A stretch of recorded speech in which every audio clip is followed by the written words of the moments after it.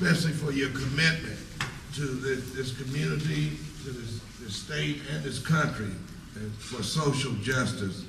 And I hope that Mr. Scott will hear your plea and finally do the right thing by making changes in his company's policies towards its 1.3 million employees.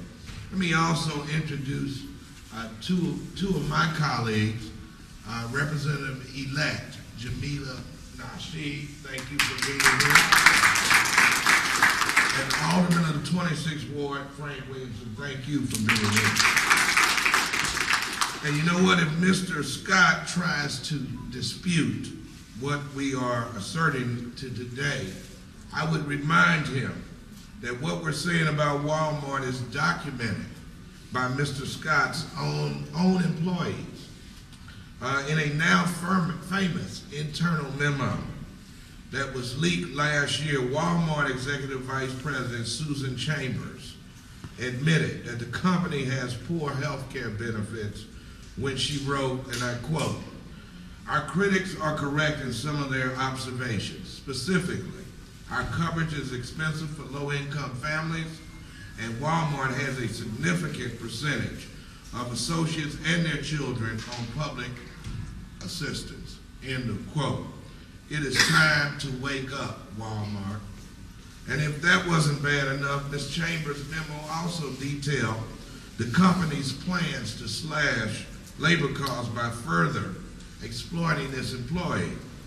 Her memo called for pushing spouses off of the company health care, cutting the number of full-time workers and replacing them with part-time employees, adding physical requirements to non-physical jobs to get rid of older or obese workers. And if you watch the news stories in the past few months, tragically, Wal-Mart has implemented these anti-family policies as well as several other new anti-family, anti-worker initiatives, which include putting salary caps on every employee.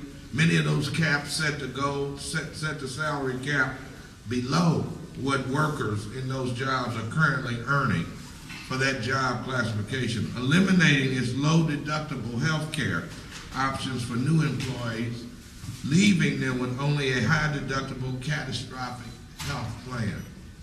Forcing workers to have open availability scheduling. That means they must be on call from 7 a.m. until 11 p.m.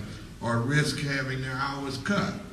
Cutting 65,000 workers from full-time to part-time and plans to cut hours for up to 325,000 more employees. And finally, changing its attendance policy to make it impossible for an associate to take care of a sick child.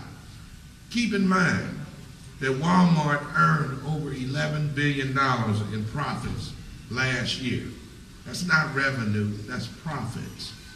And yet, an average full-time Wal-Mart employee's annual wages total $2,000 below the poverty line for a family of 4.